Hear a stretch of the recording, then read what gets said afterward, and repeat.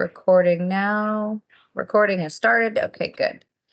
Yeah, the recording should have shown up in the chat from yesterday, which should be the same chat as this one. If it's not there, I will resend it because it's a really big file when they're that long. I might have to zip the file, but that's okay. We'll figure that out. Your screen's not showing, sis. It's not? No, we don't see your screen.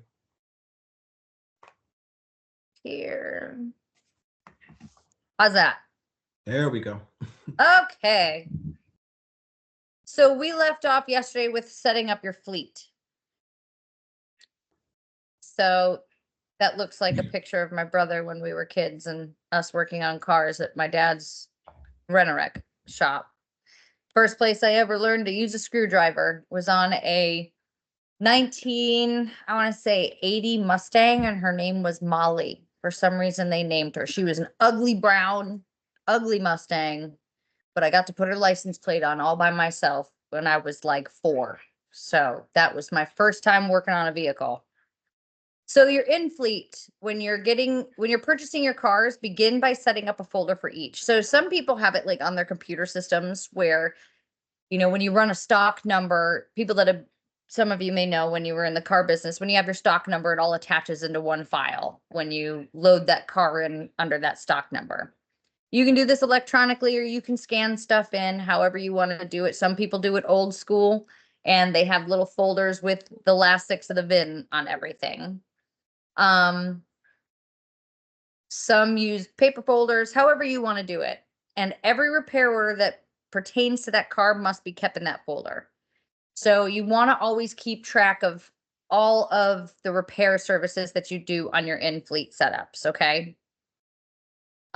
Before the vehicle goes into in service, ensure it passes all the state and federal inspections. So make sure that, because you know how California is with their inspections, make sure every single thing is done to a T. Wiper blades replaced, make sure they're not streaking. Here in South Carolina, we don't have state inspections.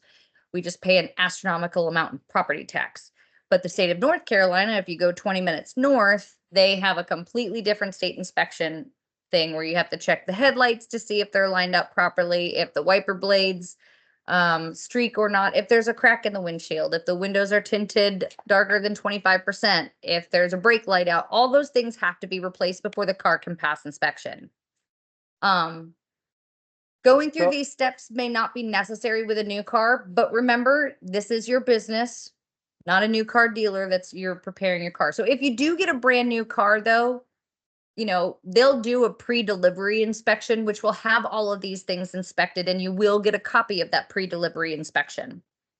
I don't think we'll be getting any new cars, to be honest with you. It's going to be mainly pre-owned. Okay. And just a question. So if there's a small chip in the windshield, in the front windshield, do you have to be replaced, even if it's just a small chip? It depends on the state. If it's in North Carolina, if it's a little rock chip, no. Okay.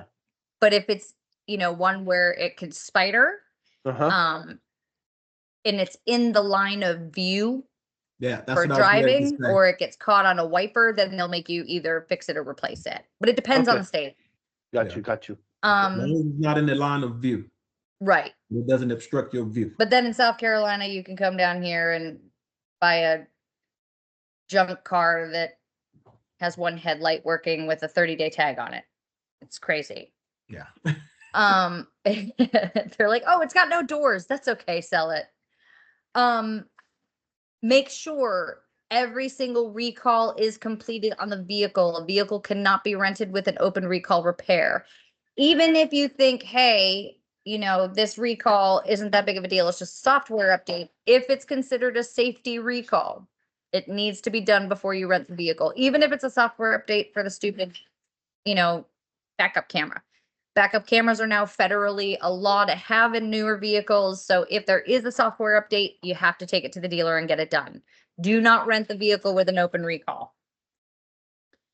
And never rent a salvage title. Because if anything happens with the salvage title, if in the event the vehicle gets into a car accident If the customer's in that salvage title, they can say it was due to the salvage title that the vehicle was not mechanically inclined and was not safe and blah, blah, blah. So stay away from salvage titles or rebuilt titles. And most companies won't insure them because they're not worth the cost of owning the vehicle anymore. The sad thing is you can go to, an auction, as you guys are probably aware, and see a 2024 Odyssey there. And to you, it looks great. All of the body shop replaced everything. The windshields were done. But if those airbags deployed, they totaled the unit, right? There's a salvage title. Even if all of those things were automatically replaced, they're going to salvage the car. Okay. Fleet maintenance. So sorry. So what Yeah, you're go saying ahead. is it's just because the airbag's deployed, they salvage it? Sometimes they do. Because when you're replacing an airbag, it's not just replacing the airbag. If the airbag was deployed, that means the seatbelt tensioners need to be replaced. That means the SRS unit needs to be replaced. The airbags need to replace anything that's hooked, because now they're all computers. Back in the day, you could just replace the airbag and you could replace the SRS unit and go on your way and there'd be no lights on your dash. Well, nowadays, if the vehicle was in an accident, that computer is going to register numerous things. It's going to register how fast the car was going when the accident was happening. It's going to register where the seats were actually sitting at the time of deployment because of how fast the airbag is going to come out. They're going to show the seat tensioners. When that seat belt locks on you, it's going to show that the seat belt locked. Then all of those things need to be replaced, plus the airbags. And then it gets very, very costly. And remember, it's not just those things that need to be replaced. You got to replace fenders. You got to replace door panels. You got to replace bumpers. Now all these bumpers have cameras in them. Some of these mirrors have cameras in them. If you have a 360 camera, you've got cameras in your mirrors. You've got cameras in your windshield. You've got cameras. There's cameras everywhere. And those things get costly. So they can look at it and go, car's only worth after the accident, it's only worth $25,000 if I sold it used. Well, it's going to cost me $24,000 to repair everything, paint everything, replaced, total the car.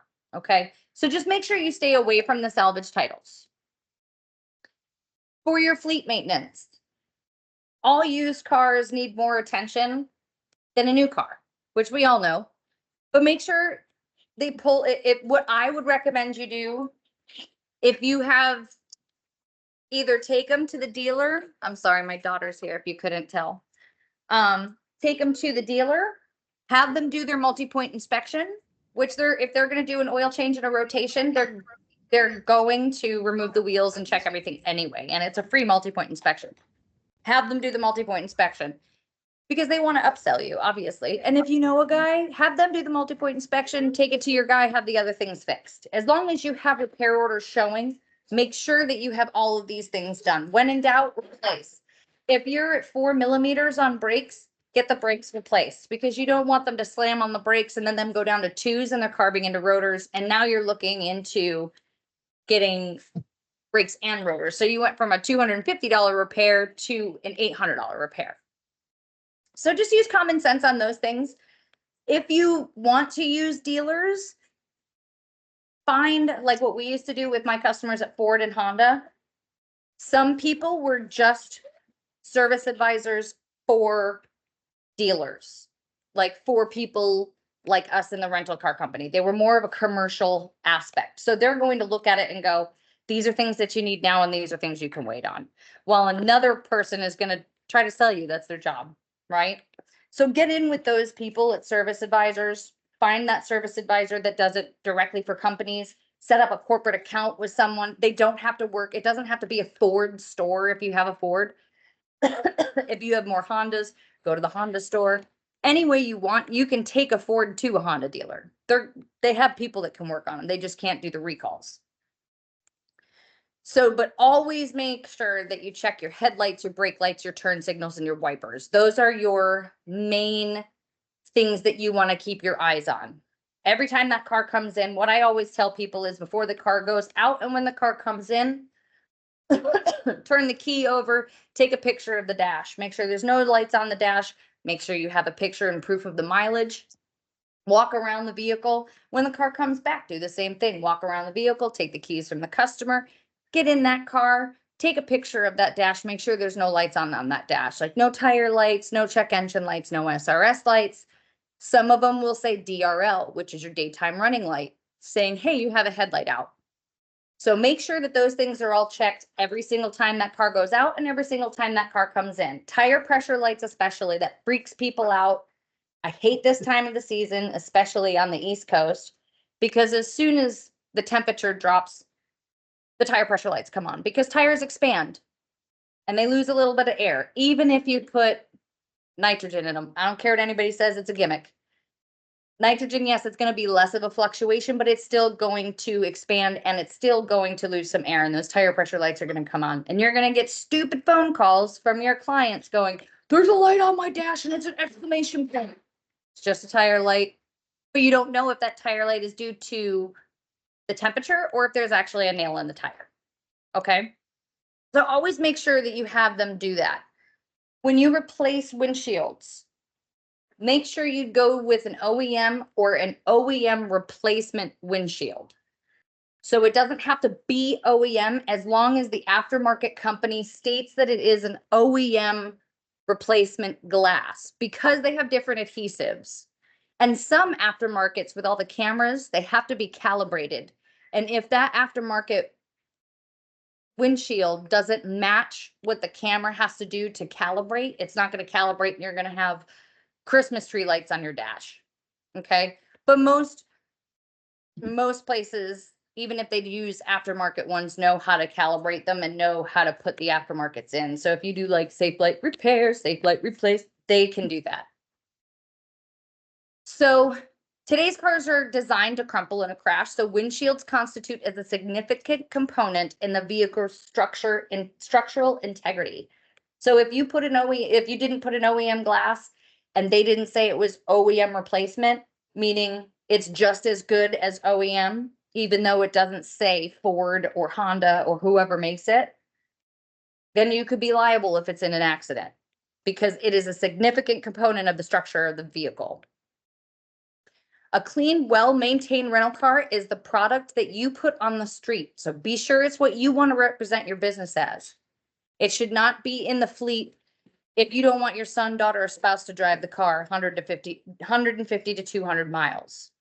We suggest you perform the preventative maintenance inspection every 5 to 7,500 miles. So that's your normal oil change and tire rotation. Make sure you rotate those tires every time you do an oil change. You don't want to be spending a crap ton of money on tires. If you have an all-wheel drive car, I'm going to throw this out at you because a lot of people are not aware of this. Those can get costly. Because if you blow out your right front tire on an all-wheel drive car and it's all-wheel drive all the time, you have to replace all 4 tires at the same time. Because it can ruin, if it's in the rear differential, which is like the transmission for that all-wheel drive car. Okay. If those one tire is spinning faster than the rest of the tires, if the circumference is different, it can actually hurt that transmission. Or lights are gonna come on and it could actually void the warranty. So I just want you guys to be aware of that. You guys have probably seen these if you take your car to a dealer. This is your normal multi-point inspection. This is what you're looking for when you want to get your car serviced, okay? You want them to check off these things. Make sure, I mean, a lot of them aren't going to check fuel filter because those are usually internal now. But they're going to be checking your cabin filter and they're going to be checking your normal things. Make sure the car is the way that you would want to keep it driving, okay? But this is your normal. If you get anywhere in the red, replace it. Don't go out and look at it and be like, oh, I think I can get another 1,000 miles on it. I highly, highly, highly recommend you don't do that. You replace it when it needs to be replaced.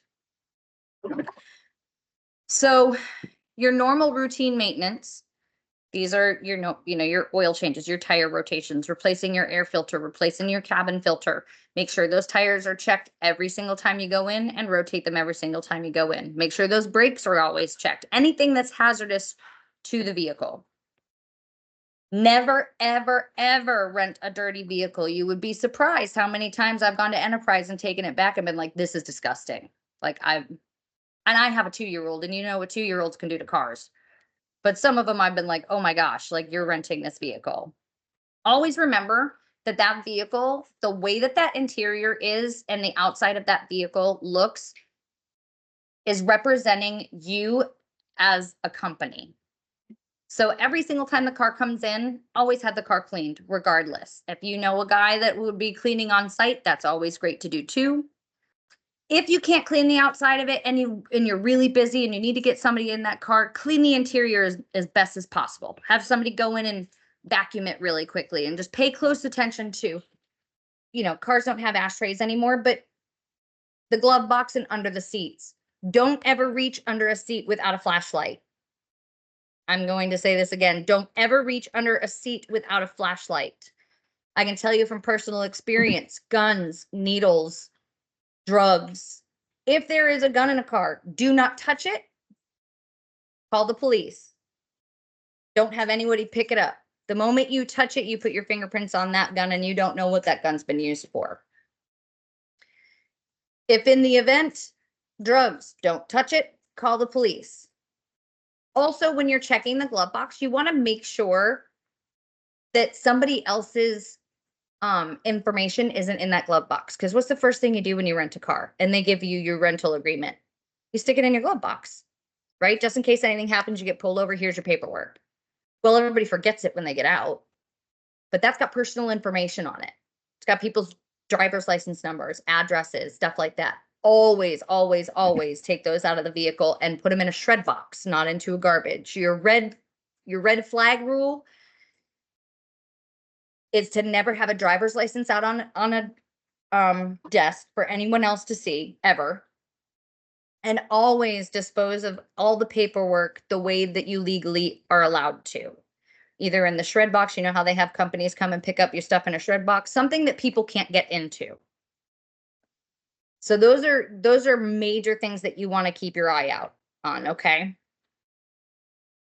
Your ready tag. These are always just a nice touch. We used to have a guy that would have the car cleaned, and he would put a ready tag in the window. So, and then park it on the front line so that customers, when they drove by, could see that there was a ready tag in the window and say, hey, that car's available for me to rent. So those are always good. That, and we used to have a guy that at the Honda dealership, we had thank you cards. If a technician worked on a card, they would write their name in a thank you card, and some people would give them candy and what have you and put it back in the customer's car. Same thing with cleaning cars. Same exact thing. Customers like having that personal experience, feeling like they're the only ones touching this car. Like this car was meant for them. Okay. So unit numbering system. This is however you want to do it. Our dealerships either use the last 6 of the VIN, last 8 of the VIN. You can do 1, 2, 3, 4, 5. However you want to do it. Create your own stock numbers, but put them all in the same way so you're not going to double up on certain things. Okay. The number processing does not have to be elaborate. Simple stock number determines in which vehicle is which. Always keep in mind that the rental management software only needs a simple numbering system so that you can evaluate the revenue per unit, rates, and maintenance. This is a big one. So each state is different with tracking. So you need to find out what your state laws are, because California's funky on tracking devices. So you need to find out whatever your state laws are with tracking devices. But if it is legal to have in your state, it is definitely something that you want to do. And you want to, we offer some that have the ability to, it's got a starter interrupt. So if a customer takes a car like to Mexico and you see that they're going down to Mexico or getting ready to cross the border, you can shut the car off, which means they come to a gas station and you see it at this gas station right before the border. You're like, that ain't going across the border. You can shut it off so that they can't get back in and turn it back on.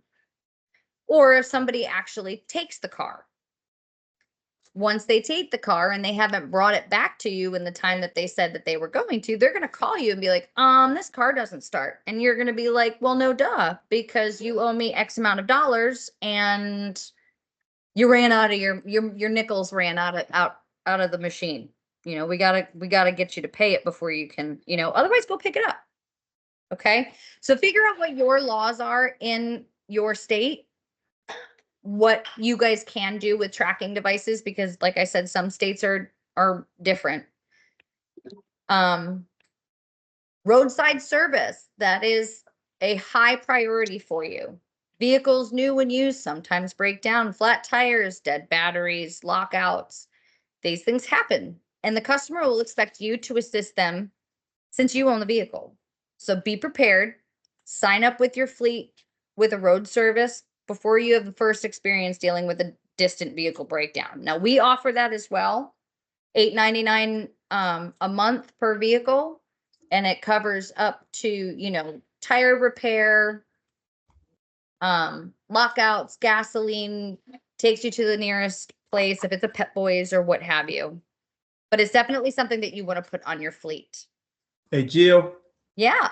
And right there, guys, we stress that to you because we also suggest that you have the same tires. You don't have mixed Mac tires on your car. Yeah. We suggest that when you changing out your tires, you change all four at the same time. Mm-hmm. That's why it's imperative that you do your rotations so you get the life out of those tires as you can. Yes, because this is about CYA, covering your, cover exactly yourself. Your assets. Yes, sir. Because these are your assets. And remember, never ever fall in love with a car. It's only rubber, paint, and plastic. I don't like this saying because I fall in love with cars and I don't like getting rid of them. And I think it's ironic that my dad had us put us in there, because if my dad's neighborhood had an HOA, he would be getting fined for how many cars are in his driveway. Right, Dad? Don't deny it. I like how you're sitting there quietly, but all right, Jim, this is your portion. Are you ready? You're muted. I are ready. There we go. Let me give you some control. Does anybody have any questions so far? No. No, we're good. Thank you. The maintenance portion that Jill just went through is so important. Heaven forbid you have to go to court. When you go to court, how should I say? Your maintenance records could come into question. And it's real simple. Here it is. This is when I changed the oil. This is when I rotated the tires. This is when we put brakes on it, so on. So always have that stuff in the folder. We're going to talk about insurance. God, I hate this, but we have no choice. Every state, there are 50 states, which means there are 50 different versions of what's required. So first of all, let's take a look at this picture. I got to tell you, if that gal really did have an accident, where'd it go? Where'd it go, George? There we go. There we are. If this gal really did have an accident, I don't think the back of her pants would be white. Rental fleet insurance. It comes in two categories, and in the liability and collision comp. Liability insurance protects you against damage done to a third person, place, or thing. Your insurance, no matter who you write through, is going to require that you only rent to people that have liability coverage. Collision insurance is another matter. Collision and comp will pay for the damage done to your car. It also covers for damage done by wind and hail and act of God and all that kind of stuff. Here's a sample of your fleet coverage, and understand something. There's two ways that the insurance works for your company. Number one, go ahead. Somebody had a question? No, sorry. Okay. There's two things that you want to watch for, or that your insurance is set for. Number one, it's to insure the company. Number two is when you rent a car out, there's certain insurance coverages that are required that go with the car. First of all, the sample rental fleet insurance is your excess liability with a $1 million limit when you or an employee are driving a covered vehicle for business. Keywords for business. If you're going to be driving the car home at night, you got to write a rental agreement. Even if it's we call them a non-revenue ticket. You want to write a revenue or a non-revenue ticket to show that you have the car, and that way it falls under your personal insurance or your employee's personal insurance, not your company. Your collision and comp has a $2,500 or $25,000 limit. And depending on the state, it's either a $1,000 or a $2,500 deductible. Now, your liability has two distinct coverages as well, over and above what we just talked about. Your liability insurance is the minimum financial requirements for the state where the accident happens. Should a claim come through to you, this is the first level of coverage. Ta-da, ta-da. Got a little bit of a delay there. There it goes. Your state minimums are shown as follows, and we're going to go in and look at California in a moment.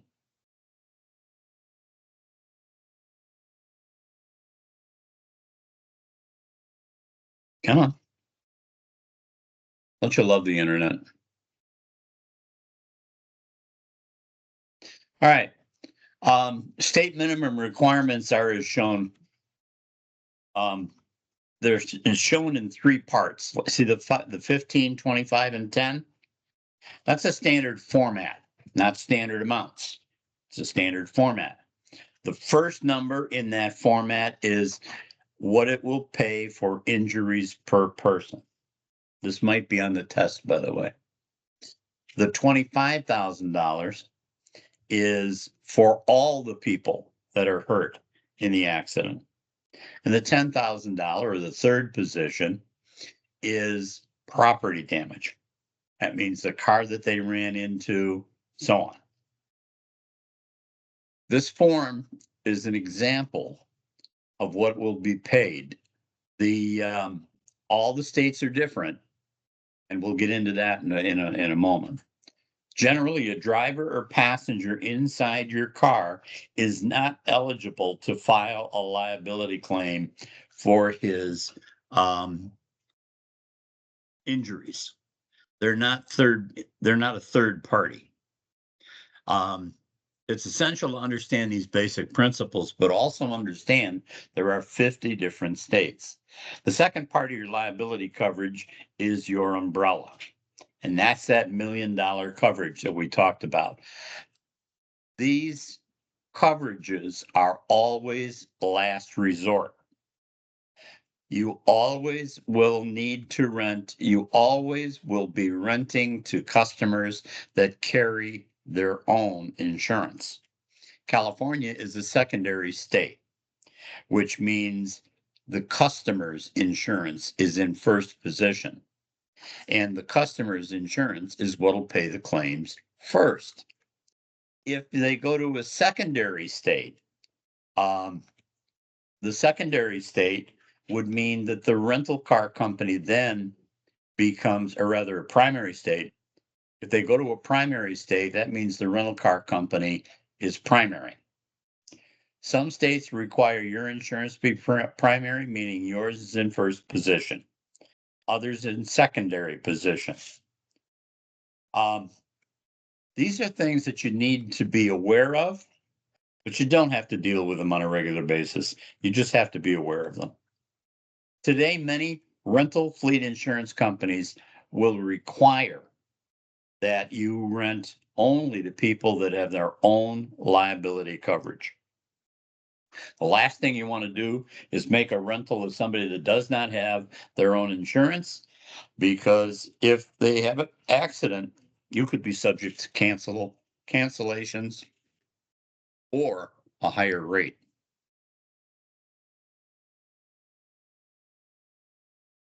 Ta-da-da-da. Let's find California. Third one down. Fourth one down. Fifth one. There it is. California. 15, 30, and 5. Not very high, is it? Hey, Jim. Yeah. No, it's 30, 60, 15. So they got that passed. That's January 1st. Good. Mhm. 30, 60, and 15.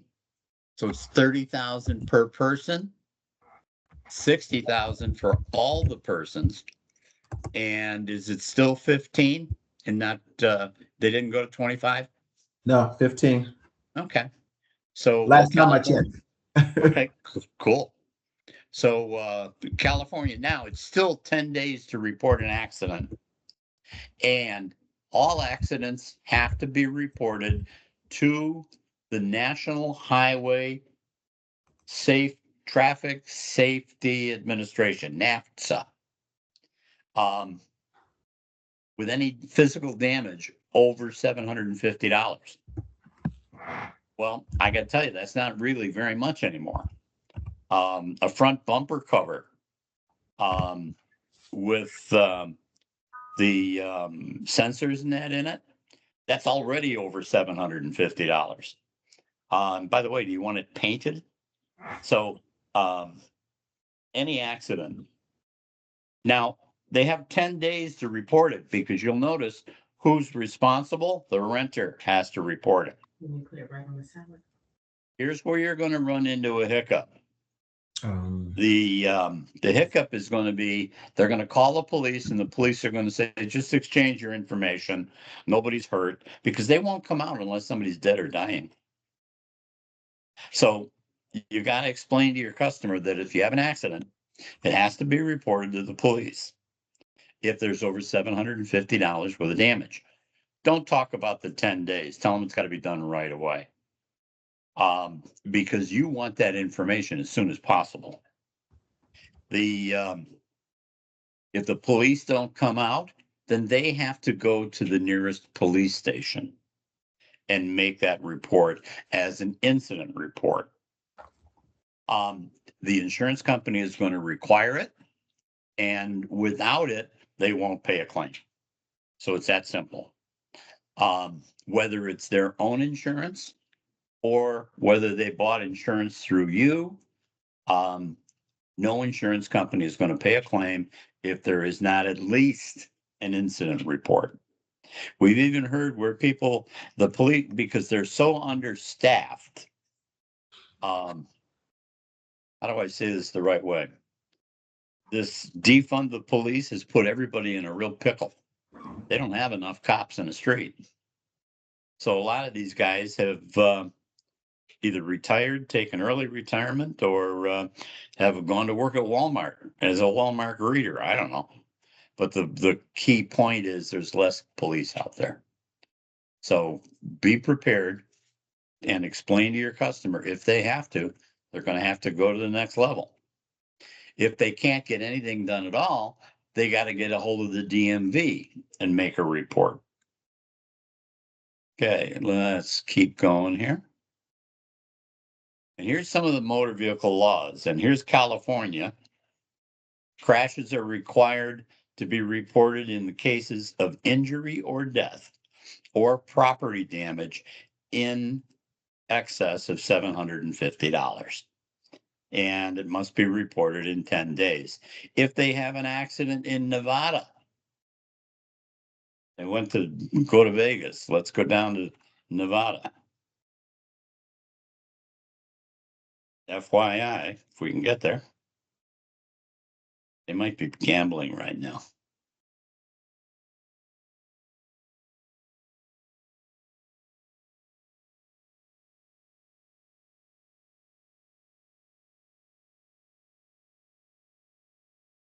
Good Lord.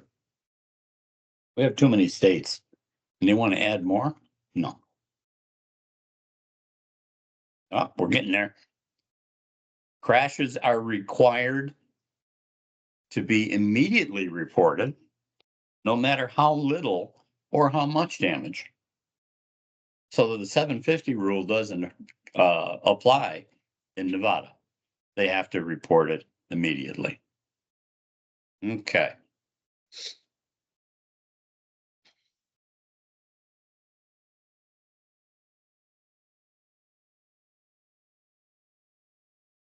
Remember, the policy is in the customer's name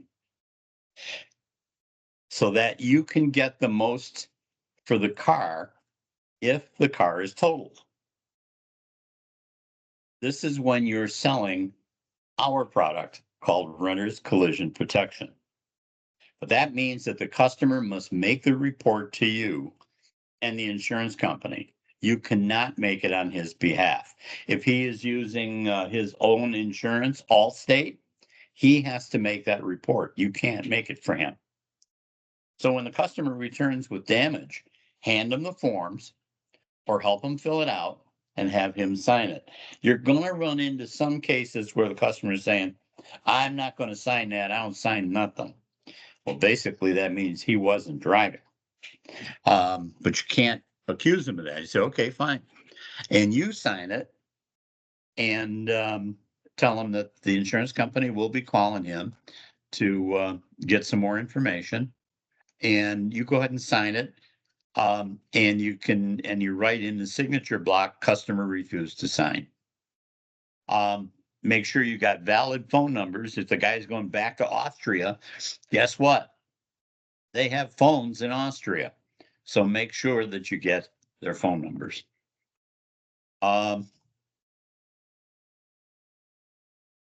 This is what I was talking about a minute ago, is collision and comprehensive. We have a collision product we're going to talk about. Collision and comprehensive. Collision is straightforward.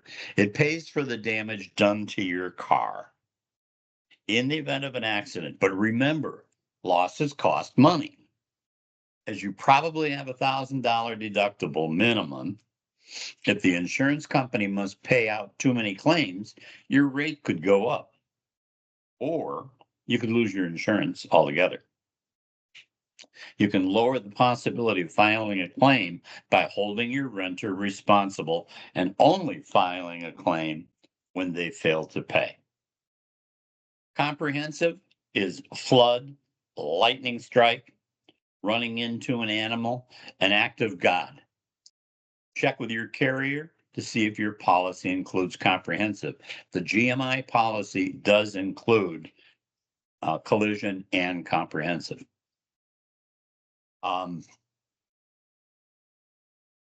Most customers are going to say, oh, I got all the insurance I need. I'm going to give you a tip on that. Today's insurance companies will not transfer collision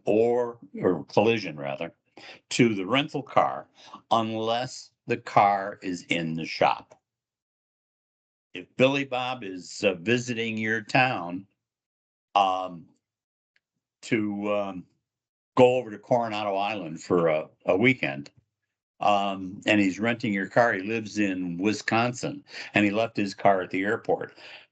There's nothing to stop his 25-year-old son from going to the airport and taking his dad's car because he knows it's got gas in it. Well, if they both have an accident, which company can you name that would cover both cars? How about none? No insurance company will cover two cars for the same premium. So the only time that collision transfers to a rental car is if the car is in the shop, because when it's in the shop, it's now under the collision and liability program for the shop. It's under the shop policy. You want to always call and verify insurance. I did a session yesterday with some folks in southern South Carolina. That's hard to say. they were telling me that they call on every customer, and they have every customer insurance agent tell them that they'll pay for damage done to the rental car. And then they turn around and they say, well, you know, that particular claim we won't cover. Well, you told me it would. So what I told these guys, and I tell everybody, and I'll tell you as well, you will call every insurance company before the car goes out. Now that they don't do that at the airport. Enterprise does not do that. They don't take the time. And I'll tell you why. Enterprise has 1,200,000 cars.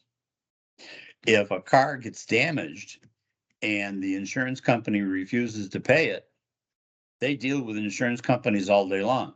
So you know what? They're not going to make anybody mad. They're just going to eat the damage because they can add a couple of pennies to each one of those 1,200,000 cars.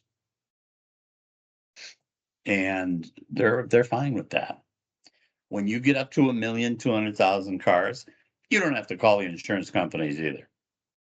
But until you do, you want to call and don't ask them if they have insurance. You want to call and say, if my customer, if Jim Schalberg has an accident in my rental car, will you pay me for any damage he did? That simple. That the insurance company now has to say, well, we'll pay for anything he runs into, but we will not pay for the car rental company or for the car rental. We won't pay for the broken headlight, the broken taillight. Those are the things that you want to find out. And the best way to do it is if Billy Bob smashes up my car, will you pay me?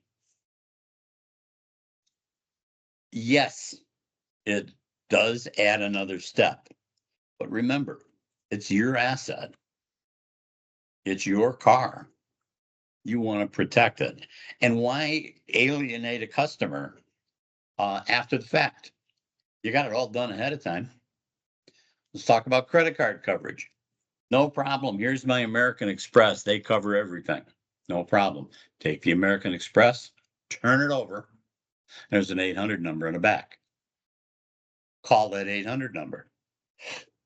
Mr. Jones is going to be renting a car from us, and he says that he has coverage with this American Express card. If he smashes it up, will you pay me? Nothing else to talk about. If he smashes it up, will you pay me? It's the same thing. You will find that most times the credit card coverage is only secondary, meaning after you pay or the customer pays, then they'll step in for any excess.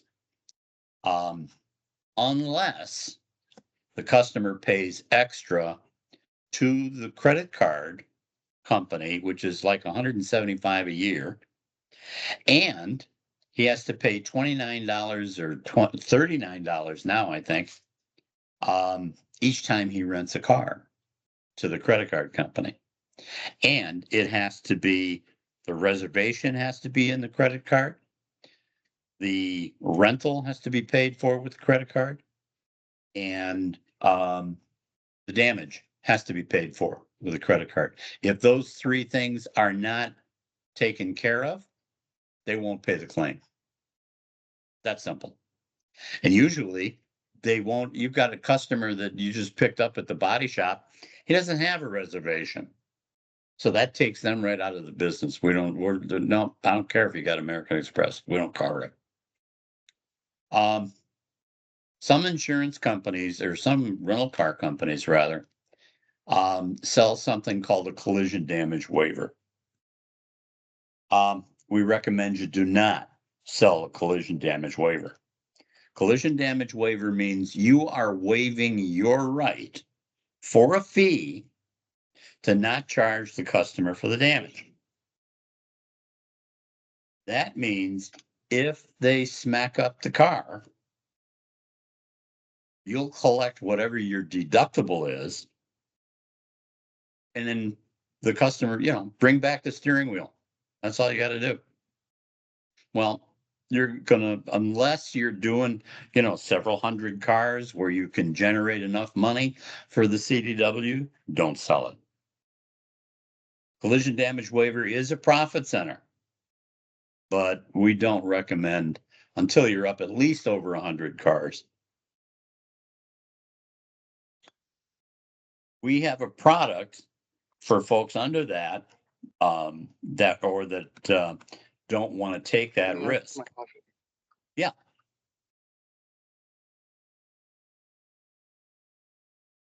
You got a question?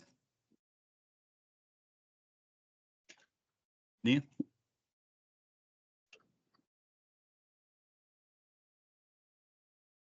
No? Okay. We have a product that you can use instead of the collision damage waiver, and it's called Renter's Collision Protection. That picture that just popped up there, that's what most of your accidents look like. And that accident can range, depending on where I take the claim, can range from $2,500 down to $600. And some places, they may charge you with, it could cost $4,000. So you got to be careful. Renter's collision protection is actual insurance. It has a $500 deductible. It costs you $24 a day. You can mark it up to the customer. Most of our folks mark it up $6, $7 a day. It has a, like I said, a $500 deductible. It's the only standalone insurance product that you can sell at the counter. Currently, we've got over 1,200 retail rental locations offering renter's collision protection in the U.S. Auto rental insurance solutions and National Interstate created the renter's collision product several years back. And now we've got 2 or 3 folks that are in the loop to supply coverage for us, depending on the states and that we're in. Go down. There we go. The neat thing about this is that the insurance is in the customer's name. The reason for that is if a customer smashes up the car and it's totaled because it's not their car, it's somebody else's, they will pay replacement if the car is totaled, not wholesale. They will replace it at retail or thereabouts. So you get a better claim than the wholesale claim.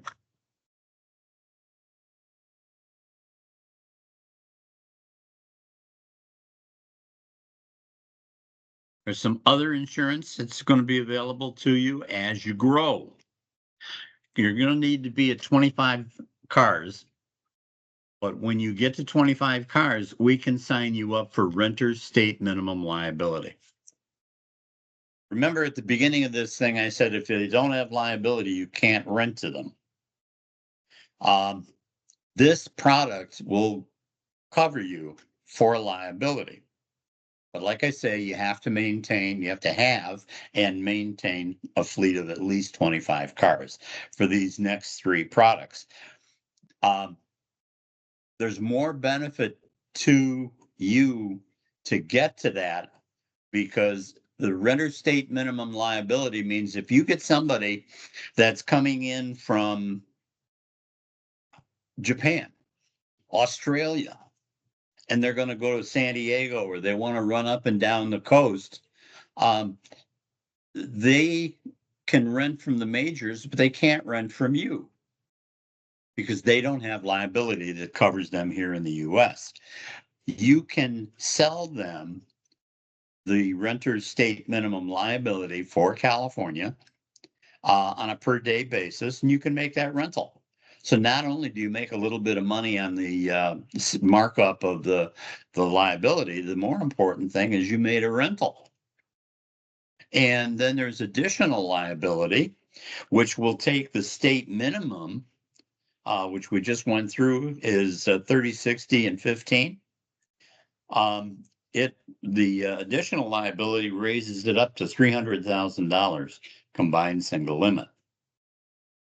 If somebody comes in and they want to go up to Big Bear and do a little skiing, renter's personal protection, you're going to giggle. If they step out of the car and fall and break their leg before they ever get to the ski slope, renter's personal protection, which costs you, I think, $8 a day, will pay for their ambulance and emergency room coverage up to, I think, $500. And they don't have to be in the car. They could even be skiing and break their ankle. They're still covered. Other important forms of insurance that you're going to need for your location, you already know because you guys already have businesses. You're going to need your workman's comp and your general liability, your threshold insurance, the whole thing. One thing I would mention to you, you will need lot insurance, which you will have with your wholesale license. But you want to make sure that the specific language is there for that it'll cover cars that are parked on your lot, whether or not they're car rental. If they're cars for rent and it's parked on your lot and somebody comes in too fast and smashes up one of the cars and he doesn't have any insurance, your lot insurance would take care of repair or replacement for that car. So talk to your insurance guy that you got your garage liability with. And that's what it's called. It's called garage liability coverage. Loss prevention. These are my buddies. I even got, don't laugh, I even got socks with my little buddies on here, the minions. We're here to prevent. You guys are the frontline underwriters. You guys are the ones that are going to make your decisions as to whether or not to rent to the customer. Your decision at the counter is going to be what is going to affect any loss runs going forward. I think I mentioned once before, and I'll mention it again, plagiarism is alive and well at Schallberg.com. Heather, say that again. You just sent me a note and I didn't catch it. It went off too quick. Are you talking what I put in the chat? Uh-huh. No, I was talking to Barry. So we were on the side. Okay. We were chatting. Good. Sorry. Yeah, I'm trying to send her the video, but it keeps downloading in the email that I'm sending. It's still downloading. Okay. Oh, All right. got it. Okay.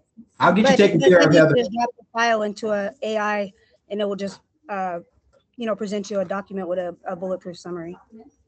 Be careful with AI, by the way, because what I'm concerned about is I always thought AI was the guys in Congress in Washington, D.C., that was the artificial intelligence. But hey, what do I know? That was a joke. You can laugh, by the way. You're Then the you front realize line. it was car dealerships, huh? You guys are the front line decision makers. It's that simple. When you make a decision to rent a car, it could affect your loss runs. You can prevent most loss runs with acceptable counter procedures. What I'm stating is when you see something in this manual, this training module, copy and paste it.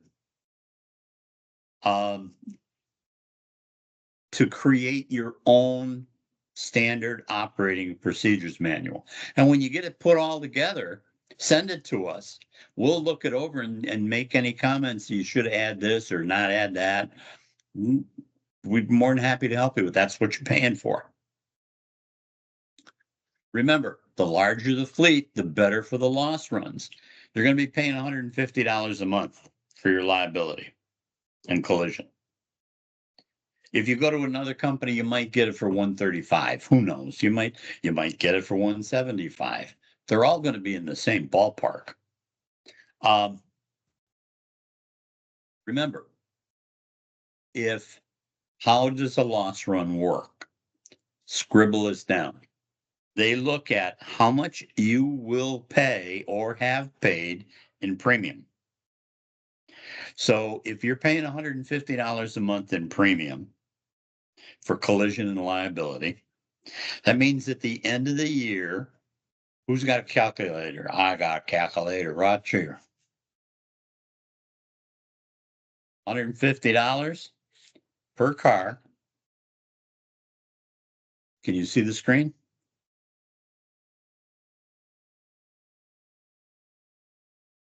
$150 times 20 cars,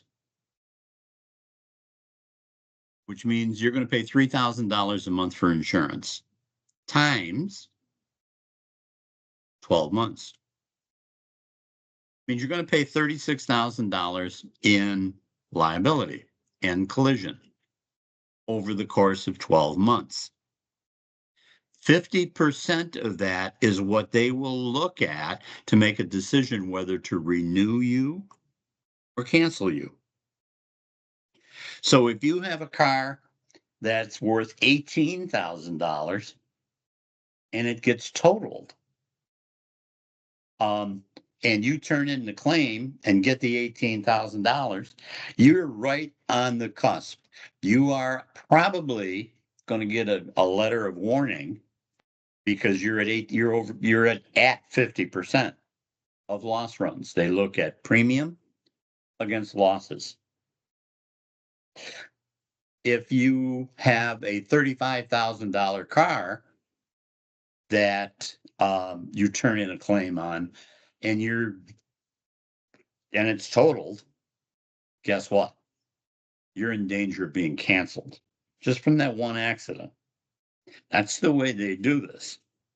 So you want to be very careful. Every customer, you got to make sure has insurance. And the easiest way to do it is, Mr. Jones, it is our policy that all of our customers have their own insurance, liability and collision. That's simple. Okay. Now, remember, you're not Hertz or Avis. You're not Enterprise. Enterprise doesn't care. Hertz or Avis, they don't care. They're all self-insured. We went over how many cars they have in fleet, so they can absorb those kinds of losses. And besides, you take somebody like National Rent-A-Car, for instance, who's running 300 and some thousand cars. They can afford to take a hit for 300,000 and absorb it. You can't. So we want to watch those things. We want to stay away from and avoid something called negligent entrustment. Negligent entrustment is pretty straightforward. Renting to an unlicensed driver. You're going to find that when you open up, you're going to get all kinds of phone calls from people in the neighborhood. We're going to take our daughter over to get her driver's license, and our insurance is expired on our car. Can we rent one of your cars to take her to the DMV? Yeah, you can rent one of our cars to take her to the DMV, but she can't drive it because she doesn't have a license. Not only can she not drive it, she can't take her test in it because she is not licensed. So don't make that mistake. I made it, and it came back and bit me right in the nose. To a customer who is under the influence, if the guy or gal smells like beer, smells like whiskey, you can't make that rental. If you do, you become responsible in all 50 states. So if somebody smells like they've been drinking, get a second opinion. If somebody's acting like he's drunk, but you don't smell it, get a second opinion. Go get somebody from the shop, have them come in and just walk behind the guy and let them sniff him and see if he smells like whiskey. If someone is unable to operate the vehicle, there are many ways that someone cannot be available, cannot operate your vehicle. The first thing that you want to be careful of, if they're walking with crutches, can they operate the car? Is it their right leg, their left leg? You want to make sure. The last bit is an unsafe vehicle. An unsafe vehicle can be construed many different ways. If there's an accident, they're going to look at the car, and if they see that the brakes were worn out or the tires were mismatched, they're going to say that's an unsafe vehicle. If they're going to see that the car had a bad title when you bought it, like a salvage title or a rebuilt title, they're going to consider it. The court will consider that an unsafe vehicle. We want to avoid all negligent entrustment issues, and there are tons of them. But the most important thing is understand the issue. Negligent entrustment means it'll go right through your insurance and right to the owner of the company for redress. All right, come on, where'd you go here, guys? There we go. Kind of like this guy. Do you think that might be an unsafe vehicle? And the scary thing is he's on the way to the airport. All right. That's negligent entrustment. Okay, your customer didn't bring the car back. Is that a stolen car? No. Your customer didn't bring the car back. That's considered a converted car. You never want to call a converted car a stolen car. A stolen car means a slap on the wrist, the guy's back on the street in a couple of minutes, and the police, in most cases, won't even go after him. But a converted car in almost every state is considered embezzlement. So if Bill and how a car becomes converted, you've done everything you can do to get a hold of the customer to bring the car back. The phone is disconnected. You call his job, and they say he was fired a week ago. You call his cell phone; it's been disconnected. You call his emergency number, and his mother says that boy never was no good anyway. I don't know where he is. Okay, you got a converted car. That is what's known as a converted car. And you can then go to the police with all your papers showing this is the title, it's in our name. I want to report this as converted. Well, we don't deal with stolen cars. No, he didn't steal it. He's converted it to his own use. He's not paying us for the car. He's not responding to us. We've gone to his house. We've gone to his work. He's not there anymore. You've done your homework. You've proved to the police that you've done your homework. And I'm going to give you a little tip on dealing with police that'll help you. Too often, rental car companies make the mistake. They, in the past, would turn in a car as stolen. And it really was a converted car, but they turn it in as a stolen car. And the police go out at 1 o'clock in the morning. They pull the guy over. They don't know if he's going to get out of the car with a gun. They don't know if he's going to lunge at him, if he's going to come at him with a knife. Think of what they have to, this is what they have to think about at 1 o'clock in the morning when they're pulling somebody over that you think stole your car. They go through all of that. They take the guy into custody. They call you and tell you to come and get the car. And they want to know if you want to press charges. And the first thing a rental car company says, no, all I cared about was getting my car back. The just getting the car back, you'll never get any cooperation out of that department again. Because they put themselves in jeopardy when they're doing a traffic stop or when they're stopping somebody who has converted one of your cars. So you want to make sure if they do ask you, do you want to prosecute? Yes, I do. Yes, I do. And you'll go to court? Yes, I will. Because all they're going to ask you, is this the car? Is this your car? Yeah. Is this the customer signature? Yep. And is this his driver's license? Yep. And you rented the car to him? Yep. When was it due? June 10th. When did we recover the car? August 1st. Did he pay you anything between June 10th and August 1st? No. Did he answer the phone? No. That's all you got to do. So yeah, I want to prosecute. There is, and I'm going to show you, just take a look right there. Be aware, there is no insurance to cover conversion. So you want to make sure that you have a good relationship with the police department.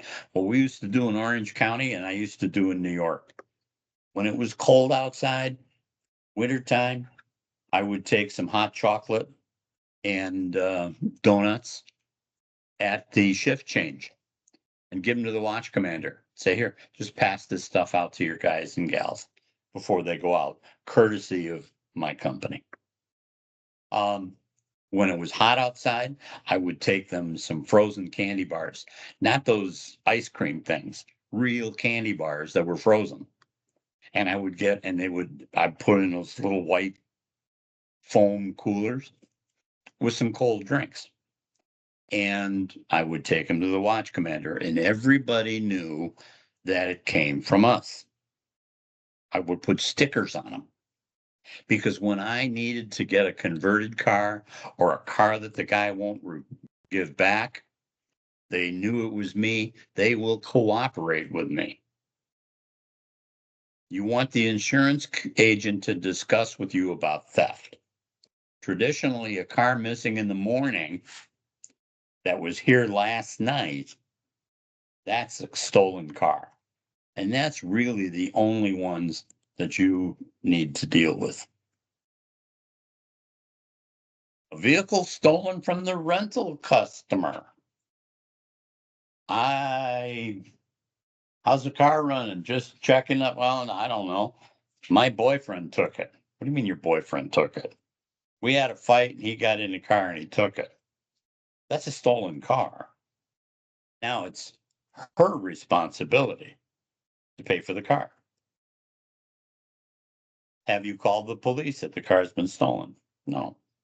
I don't want him to arrest my boyfriend. Then get my car back and bring it back here.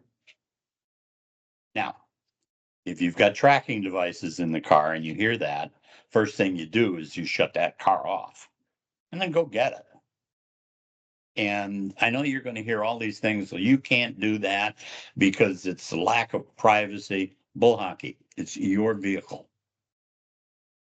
And if the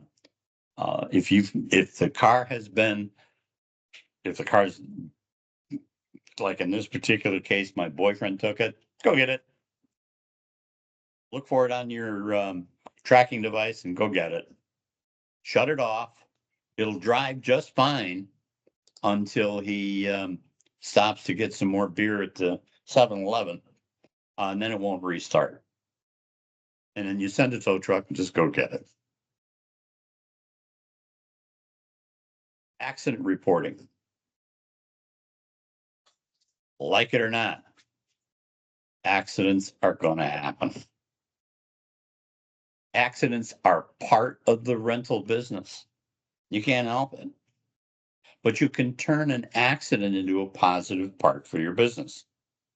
Whenever one of your vehicles is involved in an accident, take the matter very seriously and follow specific procedures dictated by your insurance carrier. It does not matter how minor or how bad the accident is. Treat them all the same. As far as you're concerned, even a minor or major accident is a minor, no big deal. Usually you're going to get a phone call from the renter, or they're going to show up at the counter with the damage. Ensure that your customer is at ease. They're probably upset because of the damage in the situation. Get the customer comfortable so you can get all the necessary stuff that you need about the accident. And remember, you need to get the necessary facts. It would help you determine when you're talking to the customer on the phone, the last thing you want to say is, "What did you do to my Buick? That was my favorite car." No, it's just rubber paint and plastic, remember? It would help you to determine how severe the accident is and do that right away. Advise the driver to obtain the other. This is if they call you from the accident scene. Advise the driver to obtain the other car's license plate number, the other driver's name, and their insurance company. Determine if your car is drivable. If so, have it brought in right away, and then you can determine whether or not you want to give another car. If the customer is too upset to drive, send a tow truck and have the tow truck operator bring the customer and the car to your office, because you got to get these papers. If there are any doubts about the drivability of the car, just have it towed. Get the car back.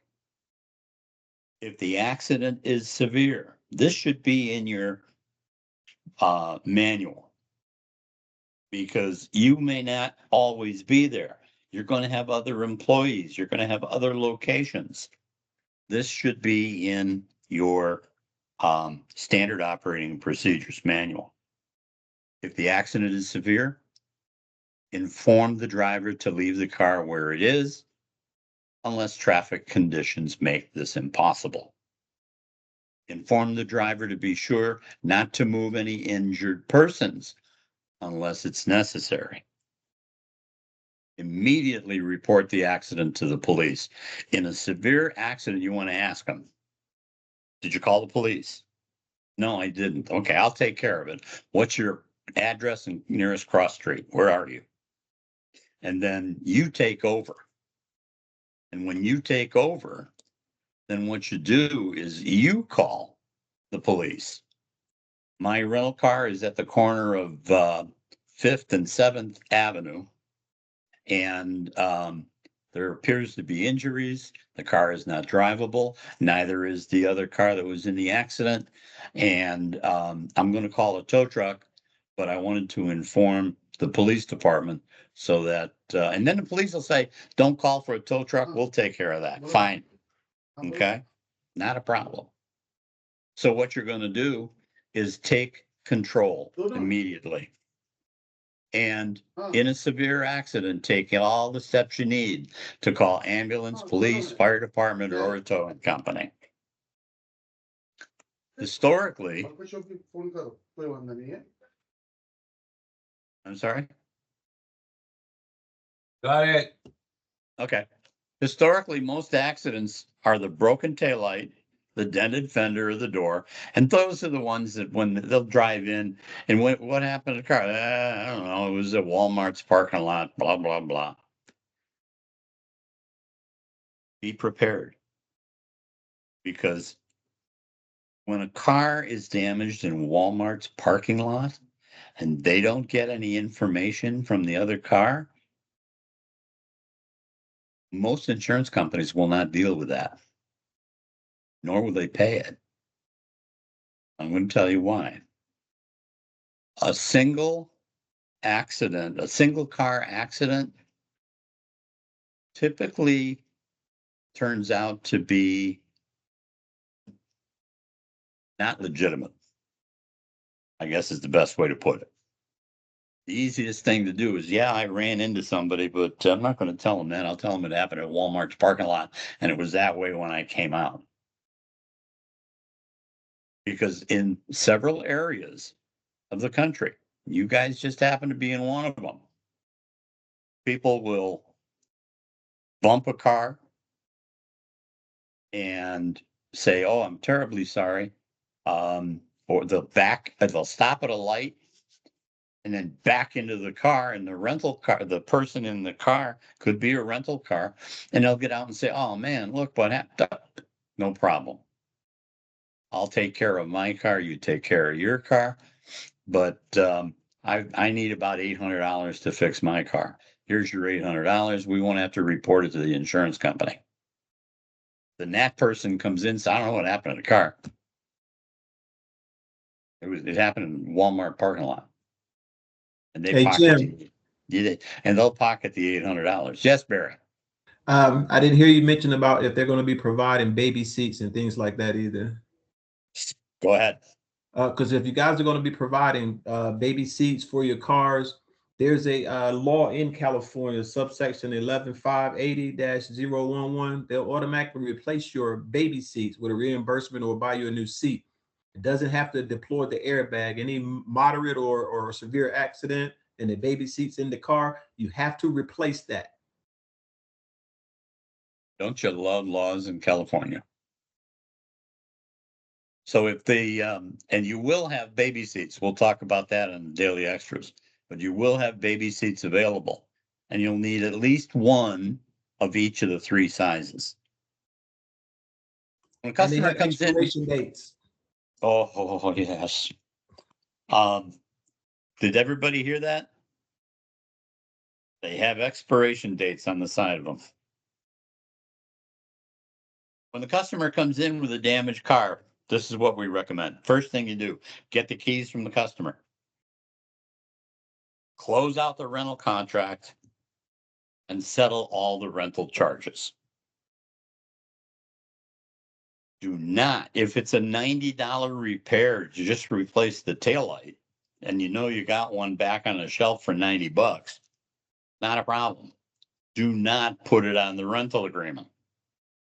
Just settle the rental charges. Any money that you collect for damage done to the car should go on an invoice. You took a $400 deposit. You want to refund the $400 deposit in your rental management system and then show that as a payment towards the invoice for the damage done to the car. And then settle up for the damage after with the customer. Now, the reason for that is if they do it with a credit card and you leave that $400 on the rental agreement, they can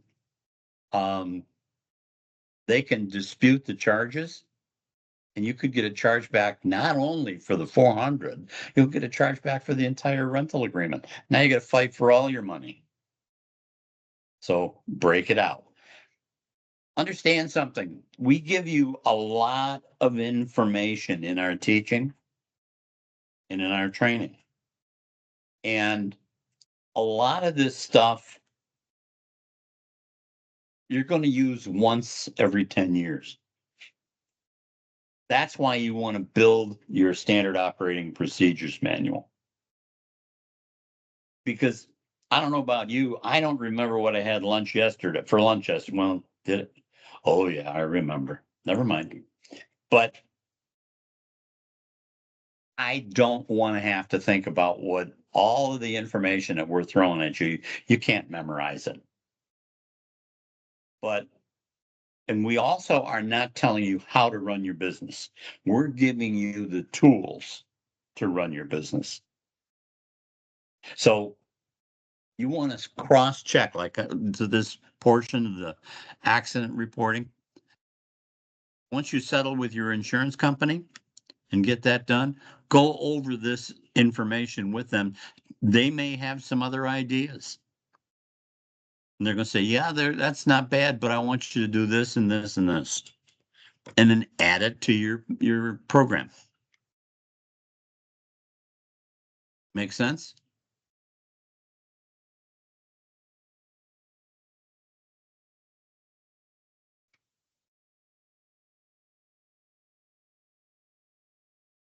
What is this? I thought that was in Washington, D.C. I never mind. There we go.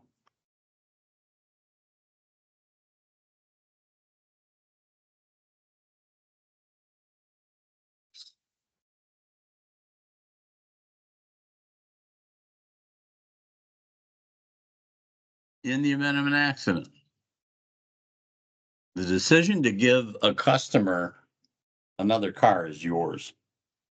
But remember the facts of the accident and any possible injuries to your renter.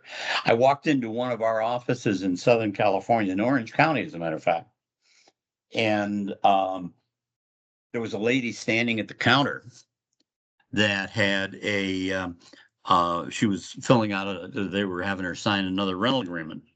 And there were two Toyota Corollas sitting in front with the nose pushed in on both of them. And I said to somebody in the back room, I said, what's going on out there? And they're all sitting there giggling. I said, what's going on? I said, well, that lady's from Hong Kong and they drive on the other side of the road. And we rented her the Corolla, and then she pulled out and turned left into traffic and had a front end hit. We gave her another one and she did exactly the same thing. I said, you're giving her a third car? Time out. Stop. So unfortunately, that lady didn't get another car and that manager got a ride home, but that's another story. A decision to give a customer another car is up to you. Remember the facts of the accident and any possible injuries. And if your customer is terribly upset, you might just give them a ride home or back to work. A good suggestion is to photograph any damage done to the vehicle for the file, for the accident report file. Make sure you get a picture of the license plate. And anytime one of your vehicles in an accident, even if it's minor, it should be in your policies and procedures to have it repaired and inspected before renting it again.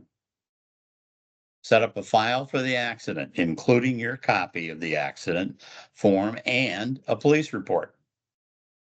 Forward a copy of the accident report and any other necessary information to your insurance company. With most accidents, one would expect that the police would take a report at the scene. In many larger cities, there's not enough officers to go around. We talked about that, but you still need to get a report that you have, because your responsibility, it's a customer's responsibility to report it to the police in California. It is your responsibility to report the accident to the National Highway Traffic Safety Administration. So you don't have to worry about it if there's a police or an incident report. They take it from there. It's your advantage to ensure that the state laws or that the state is aware of the accident and that you get a copy of the report to send to you to the insurance company, whether it's a driver's insurance or yours. At worst, it's a little bit more work, but the insurance company will settle a claim faster. You'll get your money faster and the car gets back on the road. Now, I want to talk about that a little bit. A lot of car rental companies are working close to the bone. By that, I mean, they got a $300 or a $500 or a $5,000 hit on a car. and they haven't got the $5,000 in extra cash because they're just starting out or they haven't built up a big enough reserve for damage to get the car back on the road. Well, with today's prices, say for instance, a minivan, if a car's out of service for 15 days and until you get the check after the accident could take, 3 weeks, 21 days. That vehicle was been out, has not gone back out and has not generated its $1,000 a week that it's been generating. You just lost $3,000 worth of revenue. So what I suggest everybody do, most body shops, if I take my car in and the body shop is going to fix the car, they'll handle the billing for me. And they'll get a hold of the insurance company. They will take and bill the insurance company and give me my car back as soon as it's fixed. That gives me an opportunity as a rental car company to get the car fixed and back on the road quickly. You don't want to be fighting for loss of use because you'll never win with loss of use. You got to get loss of use from the customer, and you're not going to get that either. So the most important thing to do is have a friendly body shop that will do the billing for you, and let him keep it all. If he charges, and this is contrary to the way I usually think, but with today's prices, a 1 week rental that we lose, for every week we lose a rental, that could be $700 or $800 per week while I'm waiting for that check.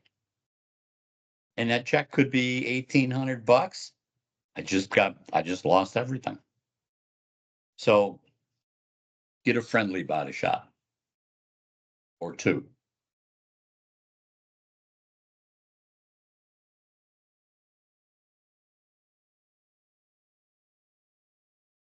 We have some sample claims, claim forms in the end of this program. And your insurance company is going to send you some. One of the goals of this program is to help you understand your rates, how to build your rates, how to build your business. This McDonald's is still there, by the way. It's on Firestone Boulevard. I want to say Gardena. I'm not sure. But anyway, McDonald's has kept it as a museum. And they have classic cars parked around like they were people that were getting the thing. And if you'll notice in the background against the building, you'll see a modern silhouette of a modern car. So that picture is not that old. Too often, an owner or an employee thinks about the rental car as the product or the services that you provide. While these are facets of the business, the underlying product that you sell is a rental day. And that's what I want you to understand. This is important because this is how you're going to manage. This is the first step in managing your rental car business. You guys have been in the jewelry business, right? You guys are also in the hotel business. Hotels typically talk about room nights. In the rental business, we talk about rental days. In the jewelry business, you might have 36 pieces of jewelry. And your job is to sell those 36 pieces this month. Rental days are like the room nights. You got to sell so many this month to cover bills and make a profit. So rental days, there's two types of rental days. Most car rental companies use an hourly day rate. A rental day is the day that the car is on rent. Assuming a month has 30 days, that means each vehicle can have 30 days available for sale.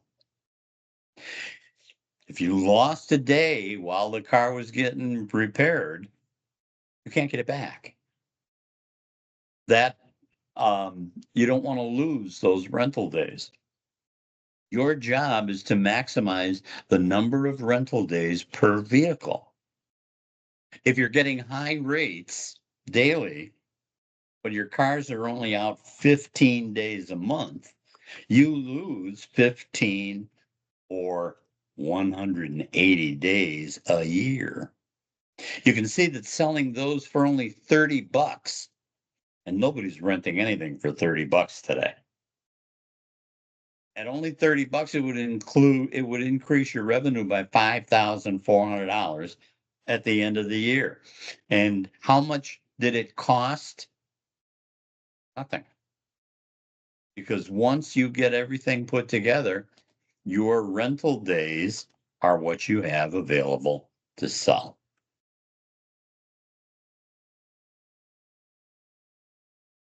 Come on.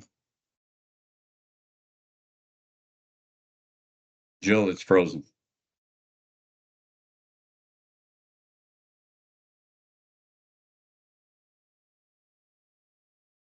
All right. It's frozen, so I'm gonna go off the top of Try my it head. again.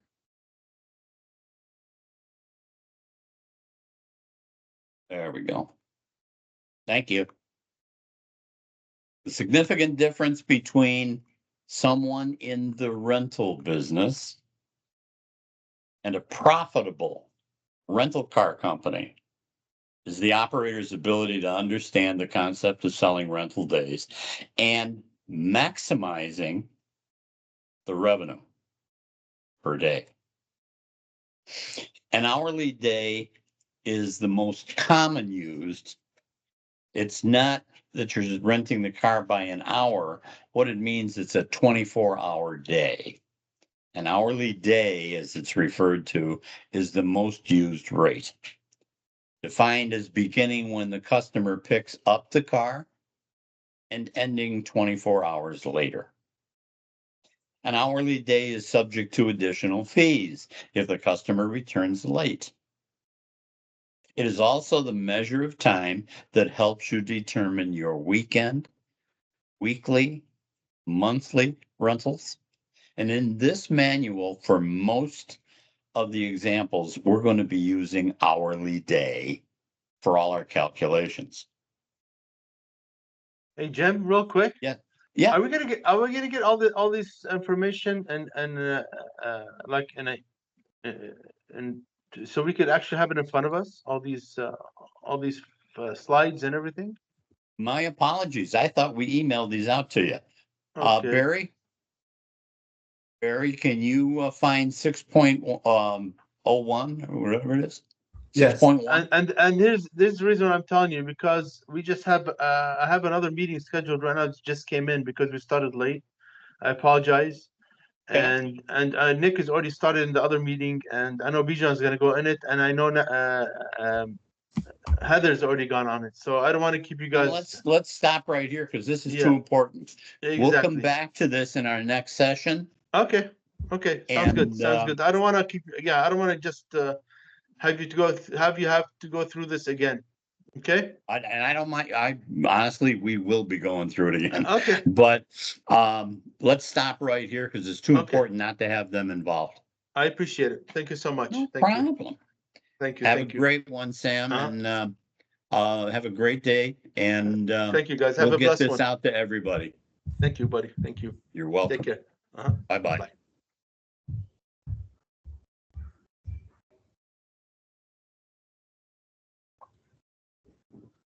I was trying to send that recorder and it wouldn't go through.